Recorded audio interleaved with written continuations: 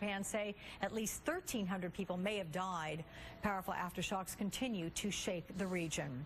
Let's go live once again to Tokyo. NBC's Ian Williams there on the ground following things for us. So with a good evening your time, Ian, what's the latest you're hearing about the nuclear power plants and any sort of risk of a meltdown? Well, hello, Alex. And as if things aren't bad enough as it is, now the threat of a nuclear meltdown coming as Japan is only beginning to grasp the full and terrible extent of the destruction from Friday's tsunami. Japan woke today to images of terrible destruction along its northwest coast. This country's done more than perhaps any other to prepare for this sort of disaster, but nothing could lessen the shock from these scenes. The remains of towns slammed by Friday's 30-foot tsunami, which swept away houses, cars, ships, just about everything in its path.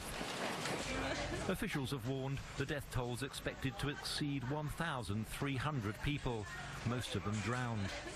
Up to 300 bodies were found Saturday along the coast at Sendai, the city closest to the epicenter of the 8.9 quake, the strongest ever recorded in Japan.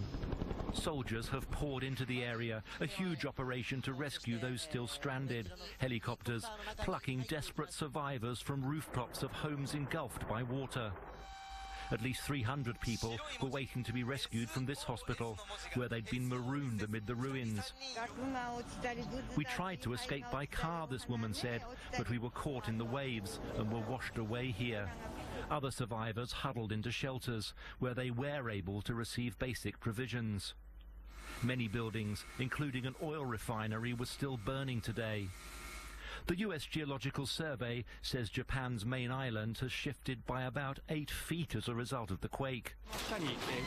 There have been at least 125 powerful aftershocks in the last 24 hours.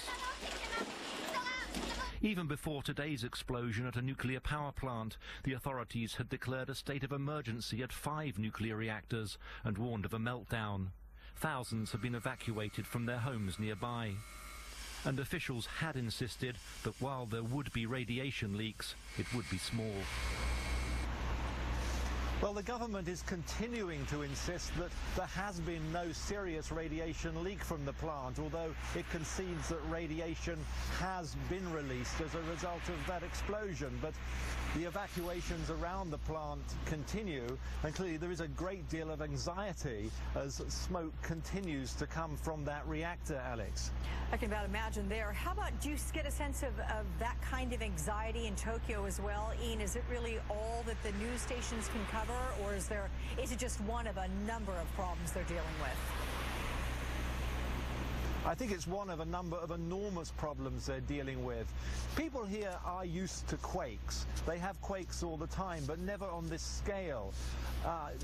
Tokyo survived pretty well unscathed structurally. The buildings here are pretty robust. They're built to survive powerful earthquakes, but the people themselves were very badly shaken. It's had people I've spoken today, friends, colleagues, say they've never lived through anything quite like this quake before. Now, it seems to be normal on the street here. It's even quite quiet. It's the weekend, but people are watching with anxiety these images from the nuclear plant, and also the images, the terrible images of destruction across the northeast. Quite shocking images that people woke up to today, and the realization that the death toll, according to local media, could go as high as 1,300 people, Alex. Yeah, okay, NBC's Ian Williams. Ian, thank you so much from Tokyo. Well, this morning's explosion at one nuclear reactor triggered evacuations within a 12-mile radius. Scientists are concerned that a reactor at the site and one about 6 miles away are at risk of meltdown. Steve Karekis is a spokesman for the Nuclear Energy Institute, and he joins me on the phone. Steve, good morning. Good morning, Alex. So some say that radiation is already escaping. You have the Japanese government saying things are under control, that